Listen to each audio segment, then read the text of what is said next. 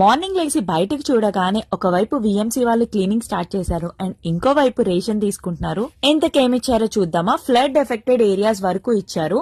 ఇది మా అమ్మ వాళ్ళది, మేము తీసుకోలేదు ఎందుకంటే ఇంకా బాగా నీడ్ ఉన్న వాళ్ళకి హెల్ప్ అయిద్దని చెప్పి. సో మా దగ్గర ఇచ్చినవి కందిపప్పు, 2 ప్యాకెట్స్ పంచదార, ఆయిల్, బంగాళదుంప అండ్ ఆనియన్స్. వీటితో పాటు ఇంకా ఆపిల్స్ ఇచ్చారు. అన్ని ఏరియాస్ లో ఇస్తారు, చెక్ చేసుకొని మరీ తీసుకోండి. 4 tetra milk packets, Parle-G biscuits and ఇంకా ఎప్పీ నూడిల్స్ ప్యాకెట్. సో ఇవన్నీ వచ్చినాయి దాంట్లో. And last 25 kgs rice. ఇంకొకటి, క్లీనింగ్ కి మీకు ఎవరు రాలేదా అని అడిగారు కదా, ఈ రోజు అయితే వచ్చారు క్లీన్ చేయడానికి. రోడ్స్ క్లీన్ చేసి బ్లీచింగ్ కూడా వేశారు. అండ్ ఇంకా అప్రిషియేట్ చేయాల్సింది, స్టూడెంట్స్ కూడా తీసుకొచ్చి ఇస్తున్నారు.